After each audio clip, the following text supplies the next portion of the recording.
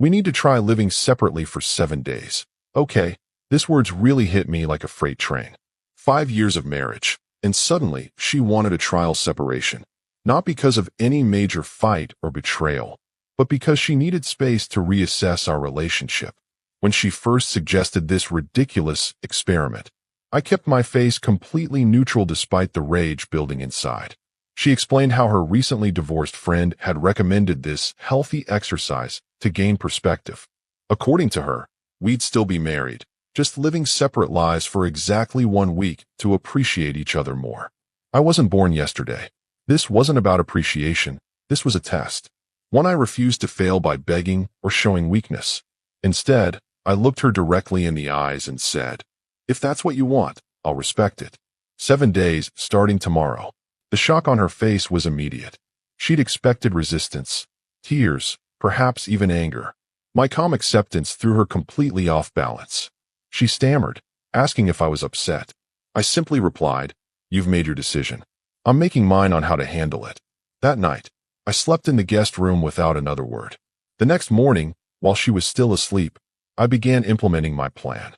First, I transferred half our joint account funds to my personal account. Nothing illegal, just protecting my assets during this separation she wanted so badly. By 9 a.m., I had blocked her on all social media platforms and changed my relationship status to "It's complicated." My phone immediately exploded with notifications from mutual friends. I ignored them all. When she finally woke up and came downstairs, I was already rearranging the living room, moving her decorative pillows and photos into boxes. "What are you doing?" she demanded, still in her nightgown. "Respecting your wishes," I replied without looking up. "You wanted separate lives for a week. That means separate spaces too." While she stood frozen, I continued methodically removing every trace of her from the main bedroom. Her clothes were carefully packed into suitcases and placed in the guest room. Her toiletries, makeup, everything relocated. I wasn't angry or spiteful about it. I was efficient, calm, and resolute. "This is not what I meant," she protested, following me around as I worked. "We're supposed to be reflecting on our relationship, not." "I am reflecting," I interrupted. "And my reflection tells me that when someone wants space, you give it to them completely. No half measures." By midday, I had transformed our shared spaces. The house now reflected my aesthetic alone: minimal, functional, distinctly masculine. Her plush throws, scented candles, and artsy photographs were neatly boxed up in the spare room where she'd be staying. "You're taking this too far," she said, tears forming in her eyes. "Am I? You suggested this separation. I'm simply honoring it properly." My voice remained level, controlled. 7 days of separate lives means exactly that. You live your life, I live mine. I then informed her that I'd be going out that evening with friends. She wasn't invited. When she protested, I reminded her of her own words: separate lives, separate activities. Before leaving, I handed her a written schedule for kitchen and common area usage to avoid uncomfortable overlaps during our separation period. Her face showed the first real signs of regret, but I didn't acknowledge it. "Day 1 of 7, I said as I grabbed my keys. "Enjoy your space and your reflection time." "I know I will." As I closed the door behind me, I caught a glimpse of her standing alone in what was now essentially my living room, surrounded by the consequences of her own request. The message was clear: be careful what you wish for. You just might get it completely. I woke up early on the second day of our separate lives experiment, feeling unexpectedly refreshed. The master bedroom, now cleared of her belongings, had an almost liberating emptiness to it. I checked my phone to find 17 missed calls and over 30 text messages from her, each one progressively more desperate than the last. "Why did you block me on social media? This isn't what I meant by separate lives. You're being extreme. Please call me back. Are you trying to scare me?" I read through them dispassionately before putting my phone away without responding. Actions have consequences, a lesson she clearly needed to learn. After my morning workout and shower, I made a call that I'd been considering since yesterday. Within an hour, a professional cleaning crew arrived at our home. Her eyes widened when she emerged from the guest room to find 5 people in uniforms moving through our living space. "What's happening?" she demanded, still in her pajamas, looking completely blindsided. "Home makeover," I replied calmly while signing the service agreement. "I've always wanted to redecorate, but you've always had final say on our home's appearance. Since we're living separate lives this week, I thought it was the perfect opportunity for some changes. The cleaning crew began systematically transforming our shared space. The floral curtains she had insisted on, replaced with modern blinds. The pastel wall colors she had chosen, now being painted over with deep, masculine tones. The decorative furniture she had selected over my objections, being moved to storage. "You can't just change everything without consulting me," she protested, voice rising with each word. I turned to her with perfect composure. "Actually, according to you, we're living separate lives right now. I don't need to consult you about my life decisions during this period. That was your rule." She stormed back to the guest room, slamming the door. I continued directing the crew with specific instructions on how I wanted my living space to reflect my preferences, not hers, not ours, but mine alone. By midday, I received a text from her saying she was coming home early from work to discuss this situation properly. Her message radiated panic and regret. I didn't respond, but I made my own preparations. When she arrived home at 2 p.m., she found me in the newly redecorated living room with an attractive female colleague. We were reviewing documents spread across the coffee table, sitting comfortably close to each other. "Oh, you're back," I said casually. "This is Vanessa from my office." She needed help with a project, and since I have this new independent living situation this week, I invited her over. The look on my wife's face was indescribable, a mixture of shock, jealousy, and dawning horror at the implications of her separate lives proposal. Vanessa, who knew nothing about our situation, smiled politely and commented on how nice the new renovations looked. "I should go," my wife muttered, clearly thrown off balance by this unexpected scenario. "Whatever works for you," I replied with professional detachment. "Remember the schedule for common areas that I made? It's on the fridge." After she retreated to the guest room, Vanessa and I continued working for another hour. When she left, I made no effort to explain the situation to my wife, who remained sequestered in her temporary space. That evening, I ordered delivery for myself only, her favorite restaurant, deliberately. The scent of the food filled the apartment. When she emerged, eyeing the food longingly, I simply continued eating while watching a game on our newly repositioned television. "We need to talk about what's happening," she finally said, her voice smaller than I'd ever heard it. I looked up briefly. "Day 2 of 7. We can talk on day 8, when this experiment of yours is complete. Until then, I'm taking this separate lives concept seriously, exactly as you requested." As she stood there, I could see the realization washing over her. This trial she had initiated was revealing consequences she hadn't anticipated. The separate lives she had asked for were becoming increasingly real, and with each hour that passed, the distance between us grew more tangible. "This isn't what I wanted," she whispered. "Then you shouldn't have asked for it," I replied, turning my attention back to the game. The ball was in her court now, but I had changed the rules of engagement entirely. Day 3 of our separation experiment brought unexpected developments. I woke to the sound of my phone buzzing incessantly, not with messages from my wife, but from our mutual friends. Apparently, she'd been reaching out to everyone in our social circle, spinning her version of events. "Dude, what's going on? Your wife says you're taking this break thing way too seriously," read a text from my closest friend. Another message, "She's really upset. Says you've completely misunderstood what she wanted with this separation week." I smiled to myself. Classic damage control. The narrative was being rewritten, not as her reckless suggestion to live separate lives, but as my extreme overreaction to an innocent exercise. Rather than respond individually, I formulated a more strategic approach. After my morning coffee, I took several photos of the redesigned living room, kitchen, and master bedroom. I carefully framed each shot to highlight the transformation, the removal of her decorative touches, the more masculine aesthetic now dominating our shared space. With these visual proofs in hand, I made my countermove. First, I posted on social media, where I'd unblocked her specifically so she could see this, a status update. Sometimes life gives you unexpected opportunities for growth and renewal. Embracing change and rediscovering myself this week. #new beginnings, #fresh start. I attached the photos of the apartment's transformation. Within minutes, the post garnered attention from our entire social network, including her friends who had undoubtedly heard her side of the story. As predicted, My phone rang almost immediately. It was her mother, concern evident in her voice. "What's happening between you two? She called me crying last night." This was my moment to control the narrative. Calmly and without emotion, I explained exactly what had transpired. She proposed a 7-day separation to reassess our relationship.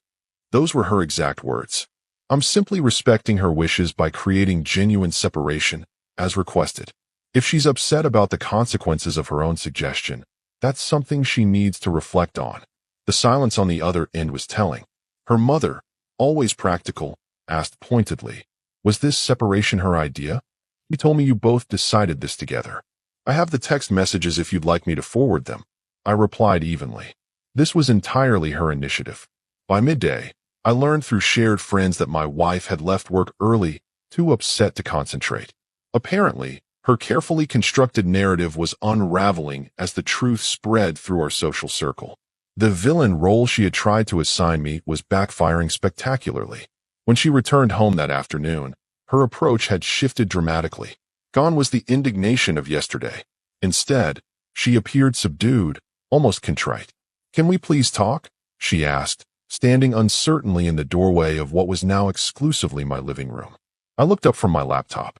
"The schedule indicates this is my time for the common areas. Your slot begins at 7 p.m. "This is ridiculous," she said, but without the conviction of previous confrontations. "Everyone thinks we're getting divorced because of your social media posts."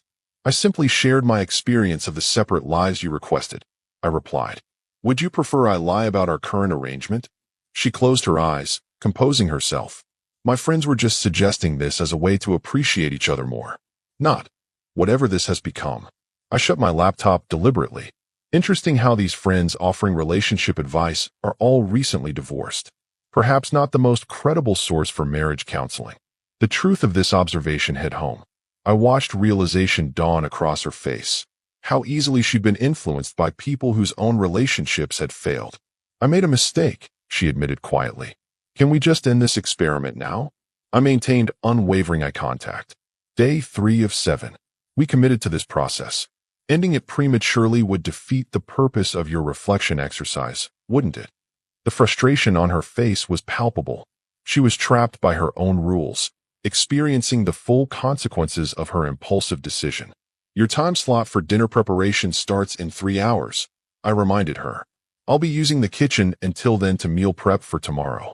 As she retreated to the guest room, I received another text from her sister. What exactly did she ask for? "She's completely falling apart."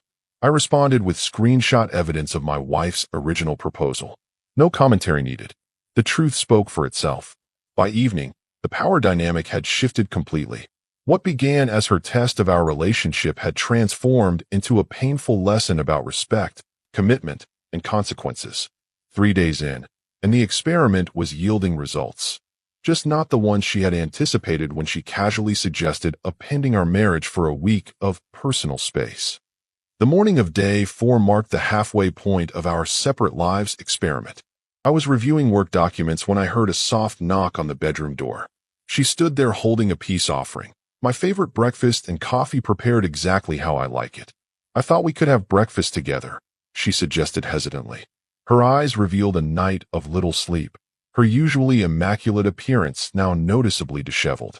I observed the gesture without revealing my thoughts. This was classic reconciliation behavior, using food and caregiving to rebuild connection. Under normal circumstances, I might have welcomed it.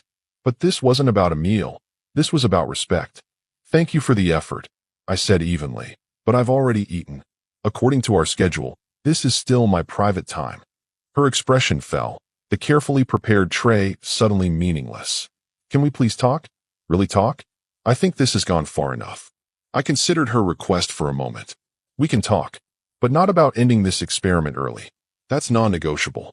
Relief flooded her face as she took this as an invitation, quickly setting the tray down and sitting at the edge of the bed. I remained standing, maintaining both physical and emotional distance.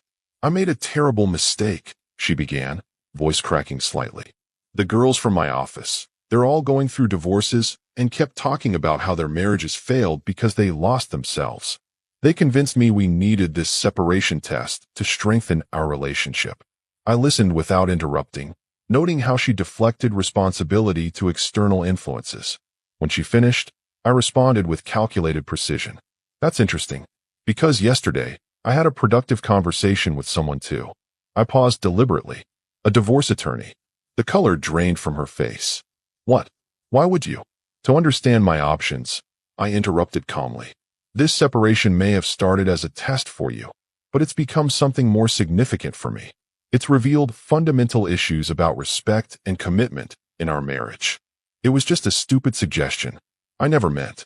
Intent doesn't erase impact, I stated firmly.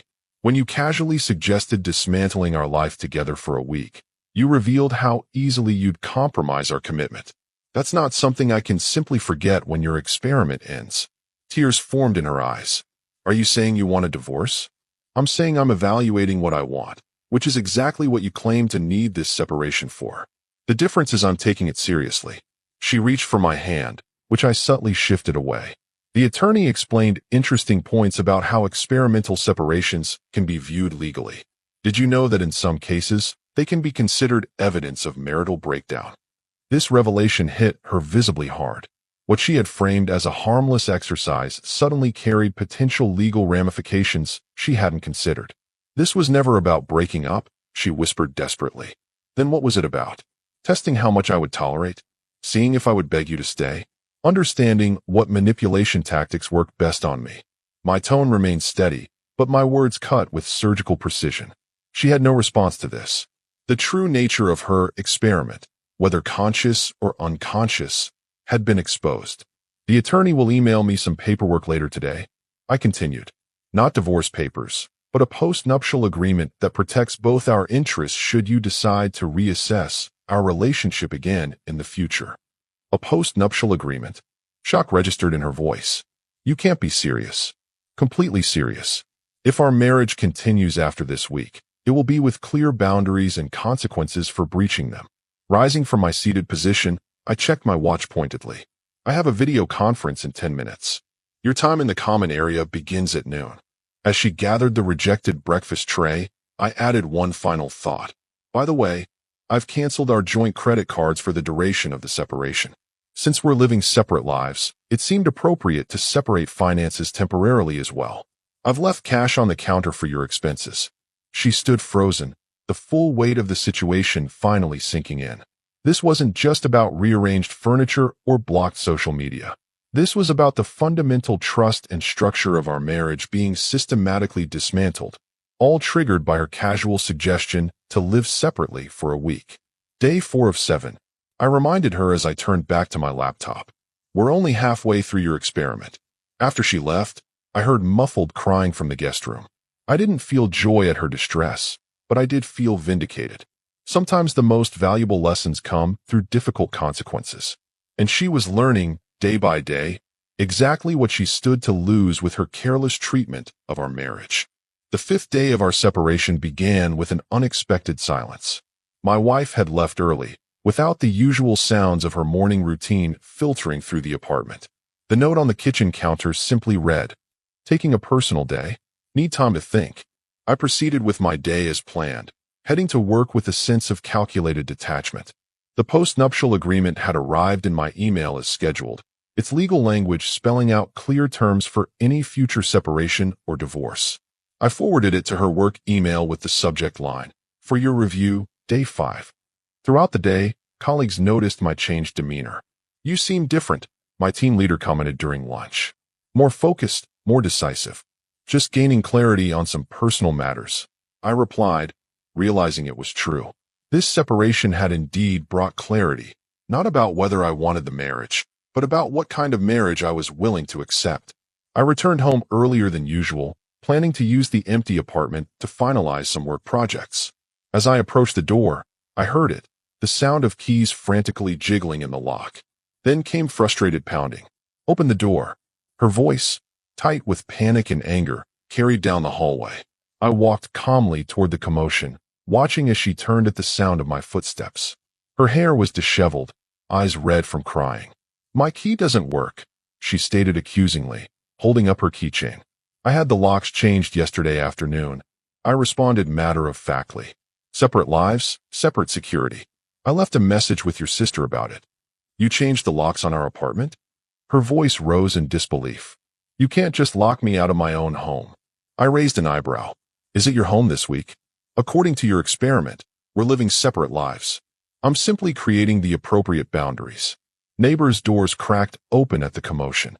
She noticed, immediately lowering her voice. Let me in. We need to talk. I unlocked the door and stepped aside. As she rushed past me into the apartment, the wave of her familiar perfume brought an unexpected pang of nostalgia.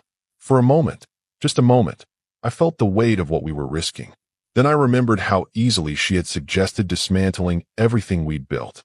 Inside, she turned to face me, composure crumbling. The post-nuptial agreement? Really? You're legally punishing me for a stupid suggestion. It's not punishment, I corrected her. It's protection. For both of us. This has gone too far, she insisted, gesturing wildly at the transformed apartment. I've learned my lesson, okay? I made a terrible mistake listening to my divorced friends. I never should have suggested this separation. Can we please just stop this now? I observed her carefully, the desperation in her eyes, the trembling hands. This wasn't an act. She was genuinely afraid of losing everything. We can discuss ending the experiment, I said finally, but not without conditions. Hope flickered across her face. Anything. Just tell me. First, you signed the post-nuptial agreement, I stated firmly. It stipulates that any future separation initiated by either party without mutual agreement results in financial consequences. She swallowed hard but nodded. Second, we begin couples therapy. Not with friends giving advice, not with self-help books, but with a licensed professional. Another nod, more vigorous this time. Third, I continued, maintaining unwavering eye contact. You explained to everyone who heard about this experiment exactly what happened, that it was your suggestion, that it backfired, and that you regret it. No more manipulating the narrative. This condition visibly pained her, but after a moment's hesitation, she agreed. And finally, I said, stepping closer, understand that trust has been broken, not beyond repair, but significantly damaged. Rebuilding it will take time and consistent effort on your part. Tears slid down her cheeks as she whispered, I never meant to hurt us like this. Intent doesn't change impact. I repeated my earlier words. You casually suggested breaking the foundation of our marriage. Actions have consequences. She moved toward me, arms extending for an embrace. I stepped back slightly, not rejecting, but not yet accepting. The experiment continues until all conditions are met, I stated. The locks stay changed. The schedules remain in effect. And you continue staying in the guest room. When the post-nuptial is signed and the other conditions are in progress, then we can discuss ending this early. Disappointment crossed her features, but she didn't argue. The power dynamic had shifted irrevocably. Where once she had felt entitled to test our relationship on a whim, she now understood that access to my life was a privilege, not a right. I'll sign it tonight, she said quietly, and I'll call a therapist tomorrow morning. I nodded, checking my watch. According to our schedule, the common areas are yours for the next 2 hours. I'll be in my office. As I turned to leave, she called after me. Do you still love me? I paused at the doorway, considering the question carefully. Love was never the issue, I replied honestly. Respect was, and we're working on rebuilding that. The 5th day ended with her sitting alone at the kitchen table, reading through the post-nuptial agreement line by line, while I worked in my separate space. The distance between us was physical, emotional, and now legally defined, all because she had casually suggested we needed space to appreciate each other. The final 2 days of our separate lives experiment unfolded with a striking reversal of roles. Where she had once confidently proposed this separation, she now moved through the apartment with cautious deliberation, hyper-aware of boundaries and schedules. On the morning of day 6, I found the signed post-nuptial agreement on my desk, her signature still fresh on the paper. Beside it lay a confirmation email for our first couples therapy appointment scheduled for the following week. She was methodically fulfilling my conditions, one by one. Later that day, while working in my office, I overheard her on the phone with her closest friend. Through the partially opened door, her words carried clearly. No, you don't understand. This was entirely my fault, she explained, voice strained but determined. I suggested this ridiculous separation experiment because I listened to everyone's advice except my husband's, and he called my bluff in a way I never expected. A pause as she listened to the friend's response. No, he's not being cruel. He's showing me exactly what I asked for, what life would actually be like if we separated. And it's nothing like the empowering experience everyone described. Another pause. The truth is, I nearly destroyed my marriage because I was bored and listened to divorced friends who projected their failures onto my relationship. I'm lucky he's willing to rebuild it all. I quietly closed my office door, giving her privacy to continue these difficult conversations. This public accountability hadn't been performative. She was genuinely taking responsibility. It was the first step toward rebuilding trust. That evening, we shared the common area for the first time since the experiment began, though still maintaining a respectful distance. She had prepared dinner, placing my portion at my usual spot before retreating to her end of the table. I've been thinking about what you said, she began carefully, about respect being the real issue. You're right. I acknowledged her words with a nod, but continued eating, waiting to hear more. When I suggested this separation, I didn't consider what it actually meant. I treated our marriage like some casual arrangement that could be paused and resumed at will. She set her fork down, meeting my gaze directly. That showed profound disrespect for you and for our commitment. Yes, it did, I confirmed without hesitation. Her flinch at my directness was visible, but I continued. Commitment isn't conditional or experimental. It's a choice you make daily, especially when it's difficult. I understand that now, she said quietly. The question is whether you believe I can rebuild that trust. I considered this carefully before responding. Trust isn't rebuilt through words. It's rebuilt through consistent actions over time. The seventh and final day arrived with a tangible shift in the apartment's atmosphere. The rigid separation had softened, not through my concession, but through her demonstrated commitment to my terms. That morning, she knocked on my bedroom door, waiting for permission to enter rather than barging in as she might have done before. When I opened it, she stood holding a small gift bag. It's not a bribe, she clarified quickly. Just something I want you to have. Inside was a new set of keys, one for the apartment, one for her car, and one unfamiliar key.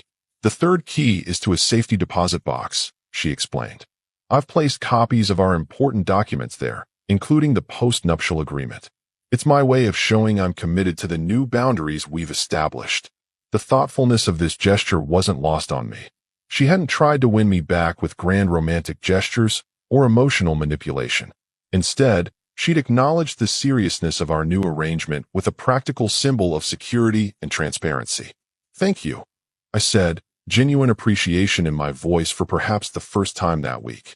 As the day progressed, we moved through the final hours of our scheduled separation. The experiment that had begun with her casual suggestion had transformed into a fundamental restructuring of our relationship's power dynamic. By evening, we sat in the living room, the schedule officially complete. 7 days had passed since she had proposed living separate lives to reassess our relationship. The experiment ends tonight, I stated, setting my glass down. What have you learned from it? She took a deep breath before answering. I learned that I took our marriage for granted, that I was easily influenced by outside opinions, that what I thought would give me perspective nearly cost me everything. I nodded, allowing her to continue. But most importantly, she added, I learned that you won't tolerate disrespect or manipulation, that your commitment deserves mine in equal measure, and that boundaries, once crossed, have real consequences. The truth of her words hung between us. This week had indeed been a test, not the one she had intended, but perhaps the one our marriage needed. So what happens now? She asked, vulnerability evident in her voice. Now, I replied deliberately, we rebuild. With new rules, clear boundaries, and mutual respect. The guest room remains yours until I feel the trust has been sufficiently restored. She accepted this without protest, another sign of the shift that had occurred. Where once she might have argued or tried to expedite the reconciliation, she now understood that healing would happen on my timeline, not hers. I'm willing to earn back my place in our marriage, she said with newfound conviction, however long it takes. As the clock struck midnight, marking the official end of the 7-day experiment, we stood at the threshold of what was essentially a new relationship. The casual suggestion that had been meant to reassess Our marriage had indeed accomplished that goal, but not in the way she had anticipated. She had wanted space to evaluate whether she truly valued our marriage. Instead, she discovered exactly what she stood to lose, and I had reclaimed my power by refusing to be an unwilling participant in her test. Day 7, complete, I said, standing to retire to my room.